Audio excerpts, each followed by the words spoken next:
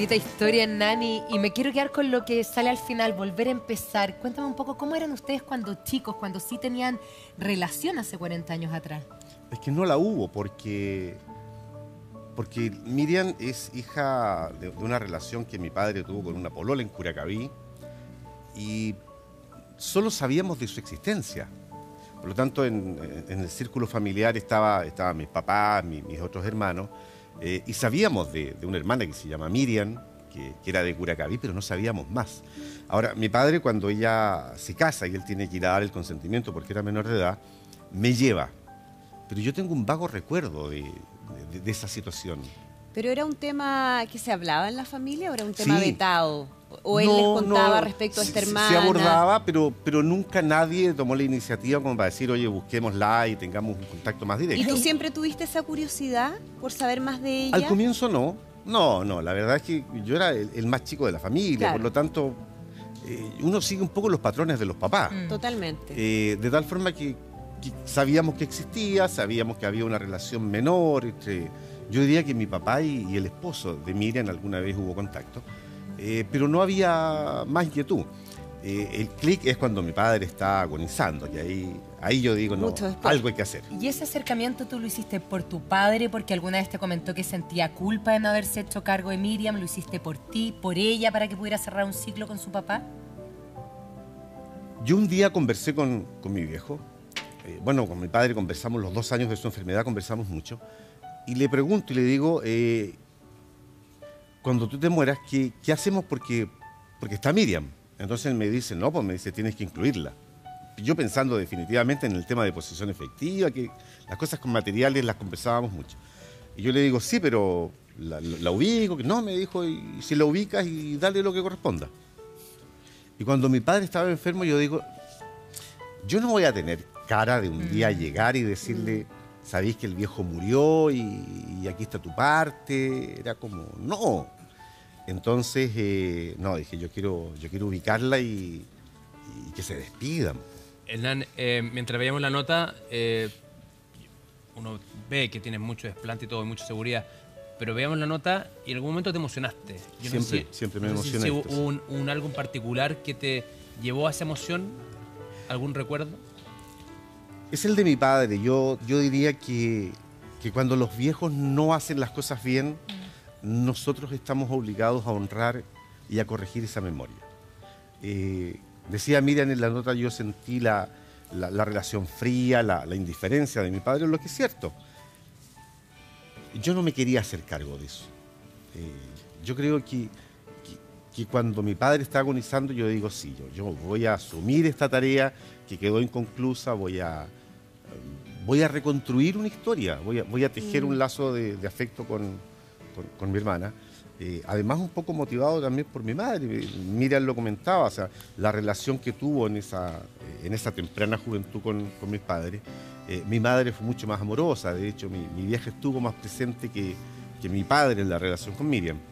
Y yo digo, no, esto hay que cambiarlo. Entonces, claro, a mí me sigue conmoviendo el que nuestros padres nos marcan tanto, que incluso hasta en sus errores y en la necesidad de corregirlos en el camino, es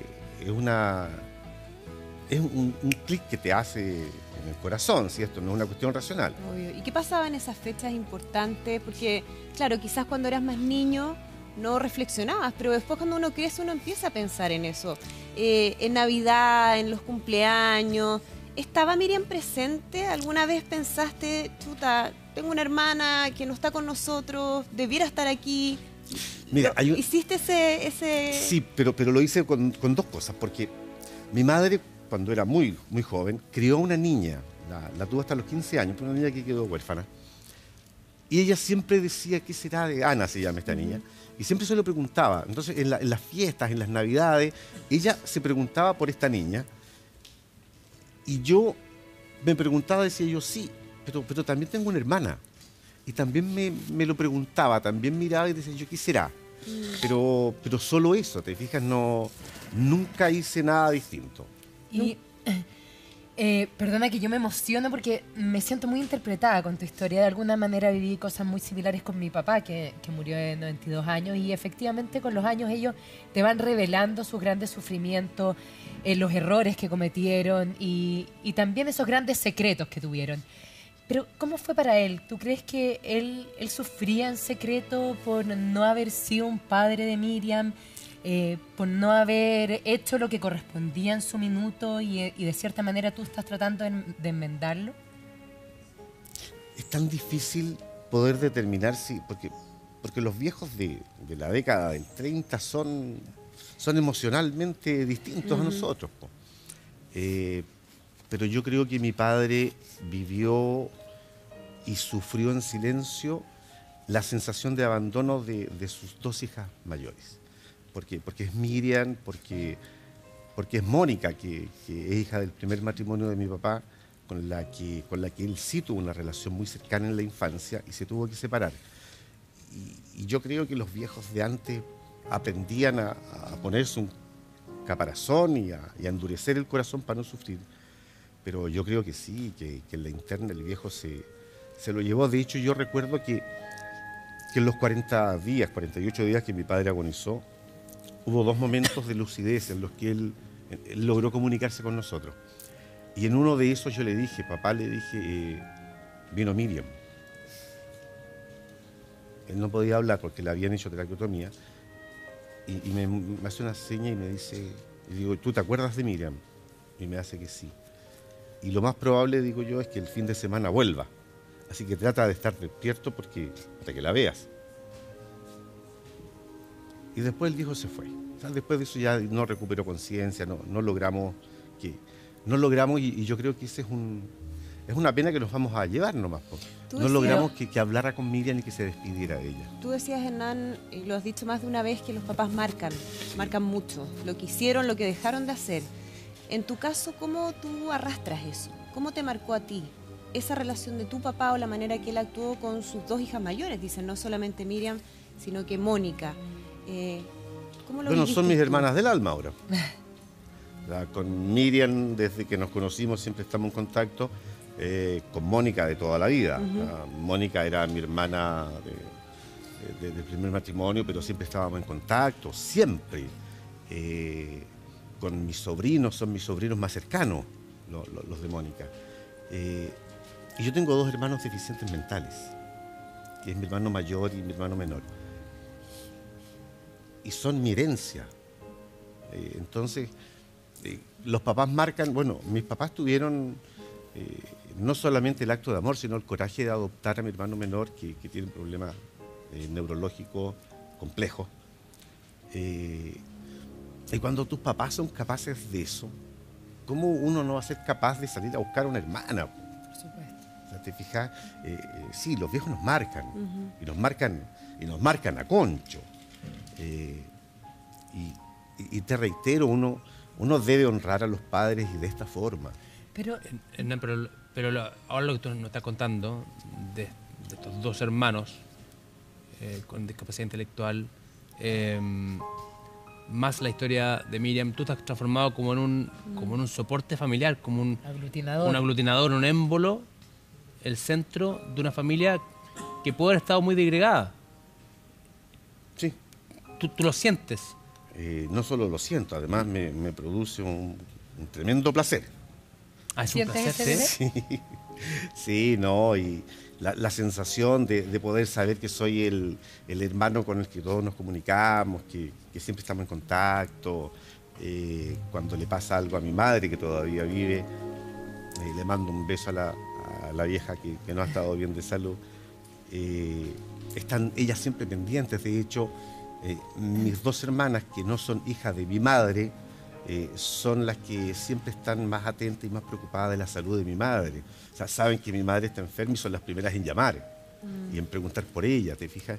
Entonces sí, tenemos una relación que va más allá de la relación del papá, que hemos sido capaces de... Mis hijos tienen un contacto con ella, saben de ellas muy bien.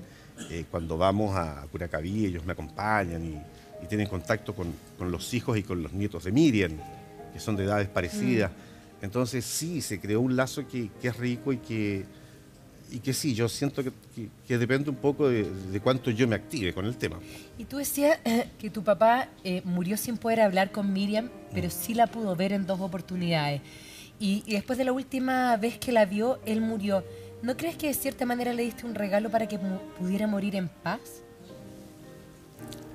Es que fue más que eso, porque yo dije que mi padre tuvo 2 momentos de lucidez. El último fue el día que murió. No voy a contar detalles de cómo fue, salvo la despedida, pero yo recuerdo que cuando yo salí de la UCI, me devuelvo, por esas cosas que no son explicables, pues, me devuelvo nomás. Y entro a la UCI, lo miro y le digo, papá, si tienes que irte, ándate. Ándate, le digo yo. Porque ya hiciste lo que había que hacer. Y si hay algo pendiente, yo me hago cargo, ándate. Y cuando salgo, me queda la sensación, de hecho la enfermera me echa, me queda la sensación que es la última vez. Y curiosamente, esa noche hablamos con Miriam por teléfono y Miriam me dice, hermano, prepárate, me dice, porque yo creo que esto viene luego. Y cuando yo la llamo a las 2 de la mañana para avisarle que el papá murió, ella me dice, ¿sabes que hace 1 hora yo estaba soñando eso y estaba esperando tu llamada? O sea, así de conectado quedamos con el tema. Y eso pasa, o sea, efectivamente ese nivel de conexión. Sí. Así fue. Pero tú crees que con tu decisión de, vuelvo a usar el término, de aglutinar a la familia, de traer de vuelta a Miriam, de decirle a tu papá, tu hija está aquí, cerca tuyo, ¿lo liberaste? Yo creo que sí, Cristian, a tal extremo que él fue capaz de volar. O sea, fue capaz de irse. Yo no sé si 48 días de agonía, cuando tú tienes temas pendientes con los hijos, son suficientes para poder emprender el vuelo. Pero la relación que yo tenía con mi padre era tan cercana que yo creo que sí, que el hecho de que él sintiera que la tarea estaba hecha, que podía volarse, irse sin que quedara nada pendiente con sus hijos, era importante. Yo creo que sí. Perdona que llore tanto, es que me siento demasiado identificada con tu historia y siento que vivimos situaciones muy similares. Y por lo mismo quería saber si tú, de cierta manera, esta forma que tienes de aglutinar a tus hermanos y de hacer familia, es porque no quieres que se vuelva a repetir con tus propios hijos. Es que yo con mis hijos ni siquiera me lo imagino, porque es tan distinto. Mis cabros son mis hijos con todo. Con mi señora tenemos un hogar que es puro amor para mis hijos desde siempre. Ayudado con esta imagen y presencia de mis hermanos, que también han sido como mis hijos. Entonces, no me imagino una historia para adelante con mis hijos de separación o de distancia. No está en nuestros códigos. Y para ellos yo creo que la historia de mis hermanos discapacitados, de esta relación con Mónica o con Miriam, son un referente de la importancia de la familia. Con mis hijos somos muy unidos. Tú hablabas, Hernán, del rol de tu mamá. Yo creo que es importante también mencionarlo, porque a diferencia de lo que podría haber sido otra mujer que quiere alejar a otra familia, a una hija de otra relación del marido, ella, por el contrario, tenía una relación, o al menos siempre trató de conectarlos, hablaba bien de Miriam. Tú dices, bueno, ahora quienes primero preguntan por ella son mis hermanas mayores, que no son sus hijas directas. Mira, cuando yo fui a Curacaví a buscar a Miriam, tenía la tarea, además de encontrarla, de hacer 2 contactos telefónicos. Después que conversamos, yo le digo, Miriam, espérate, hay una persona que está esperando la llamada, y llamo a Mónica, a mi otra hermana, y hablan ellas 2, y después le digo, espérate, porque me queda la otra llamada, y la otra persona era mi mamá. que estaba esperando. O sea, mi madre me dice, apenas la ubiques, llámame porque yo quiero hablar con ella. Qué generosa. Sí. O sea, de hecho, la relación de Miriam con mi madre es muy cercana. Siempre están o conversando, se están llamando, y Miriam siempre está preocupada de su salud. Si en algún minuto flaquea, ella está preguntando y está... Te habla muy bien de tu mamá ese nivel de generosidad que ella tuvo. Bueno, piensa que mi madre, cuando era muy lola, adoptó una niña huérfana. Y después de ya madura, adopta a mi hermano menor. Entonces, sí, forma parte del círculo íntimo de la familia. Bueno, es generosa ella, y también Miriam, hay que decir que no es rencorosa. Porque después de 40 años, decir, ok, quiero volver a ver a mi padre, un padre que fue absolutamente ausente, creo que habla sumamente bien de él. Te quiero invitar a que nos pongamos de pie, Hernán, por favor, ven para acá. Porque hemos estado hablando de esta historia, una historia familiar que, así como la Mari la representa, seguramente la representa a muchos chilenos. Porque esto no es poco común, esto pasa. Y lamentablemente pasa. Pero gracias a Dios también hay historias que nos devuelven la esperanza. Como la historia de ustedes, que 40 años después vuelven a juntarse. Le quiero dar un aplauso grande porque acá está justamente Miriam, acá en nuestro estudio. Venga para acá, Miriam.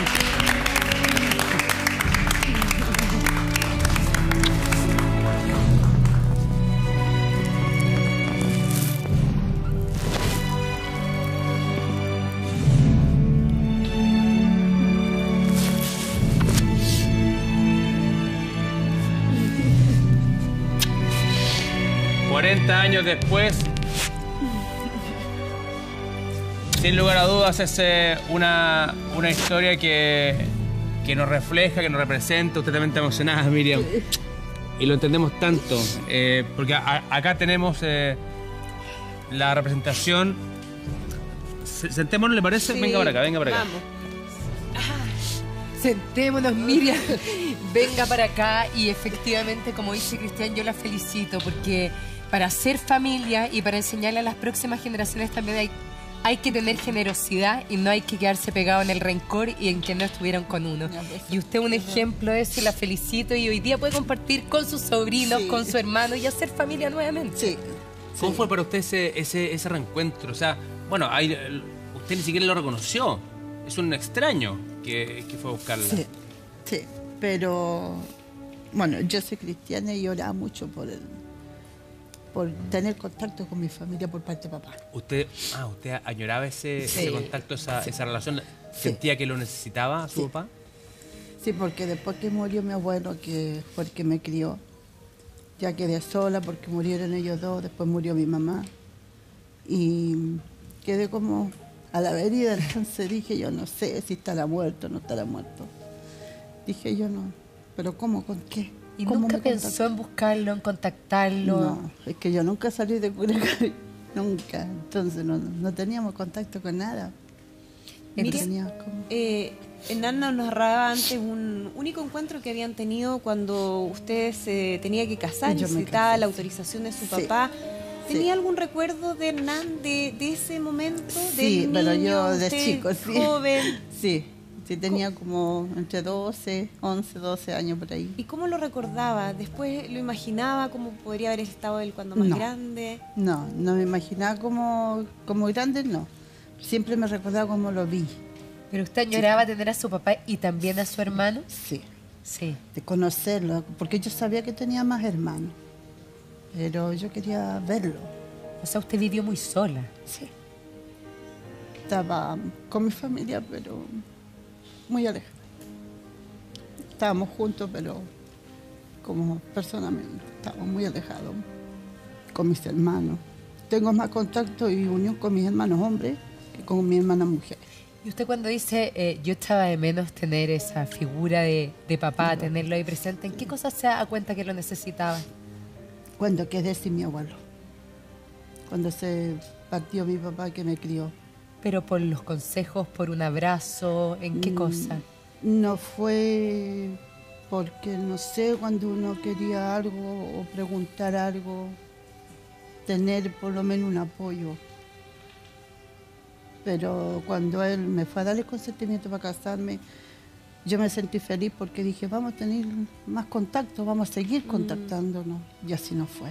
Pero, o sea, Él se alejó. fue ese contacto y ni siquiera los días posteriores, así como... No, nada. Nada, nunca más. supo de él. Fue ese día, Ese puntual. día no, sí. Y usted lo echaba de menos, esa figura Es que yo paterna. pensé que íbamos a seguir teniendo contacto. O sea, yo iba a empezar a ir a su casa, a conocer a mis hermanos. ¿No se lo pidió usted? Es que nunca le salió de él, de decirme, vamos para la casa o te voy a ir a buscar, te voy a ir a visitar. No, nunca. No salió de él. Miren, una cosa es el amor que uno puede sentir por un papá, pero hablamos del rencor. Porque claro, uno en un comienzo uno dice, quiero conocer a mi papá, quiero conocer la figura que me creó, que me trajo al mundo y todo. Pero imagino que era perfectamente esperable que después de un lapso de tiempo que no se haga ese reencuentro, surgiera el rencor. ¿Pero usted nunca pasó? No, rencor no, sino que tenía pena. ¿Por qué me tocó a mí? Decía yo. Que yo pensaba que era otra cosa. A mí me criaron con lazos. Yo me crié más con lazos con mi abuelo que con mi abuela. Porque ellos fue lo que me criaron a mí. ¿Y Hernán la buscó para despedirse de su papá antes de morirse? Sí. ¿Pudo perdonarlo, concluir una etapa Sí, gracias a eso? Sí. Yo cuando llegué al hospital a verlo, yo le dije, papá, te perdono, váyase dijo. tranquilo, no tenga problemas, le dije yo, porque yo siempre lo quise, pero nunca voy a olvidar lo que me dijo cuando me fue a dar el consentimiento para casarme. ¿Qué le dijo? Porque yo tenía un hijo soltera. Y el niño tenía 3 años. Y él me dijo, deje ese guayo en una guardería infantil, me dijo, y yo te caso con un capitán. Era bien duro el papá, ¿eh? Eso fue lo que a mí nunca se me olvidó. La marcó eso. Nunca se me pudo olvidó. olvidar de eso. Pero se pudo despedir, Sí, lo perdonó, lo perdoné, y hoy sí. día están unidos como familia. Las felicito, Miriam, para que decir a ti, Hernán, qué bueno que lograste este reencuentro y hacer familia. Un aplauso para ellos. Sí, yo solamente le puedo pedir algo. Yo sé que les van a hacer muy natural, pero ¿se pueden dar un abrazo de esos abrazos ricos de hermanos de reencuentro, les parece? Sí. Porque seguramente Sigamos llorando. seguramente hay muchos chilenos que en este momento les encantaría estar así abrazados y lamentablemente no pueden hacerlo. Así que si está la opción de verdad, juéguensela, háganlo. Incluso nos pueden llamar a nosotros, está el WhatsApp justamente en pantalla. Nosotros los podemos ayudar a generar momentos como este. Pero insisto, la invitación es, o sea, viejo, uno siempre está en el día a día preocupado de 1000 tonteras y no cuesta nada de repente una llamadita a los papás, a los hermanos. Una visita sorpresa. Almorcemos, un pan con palta, todo lo arregla. Nada que hacer. Hernán, Miriam, muchas gracias por habernos contado.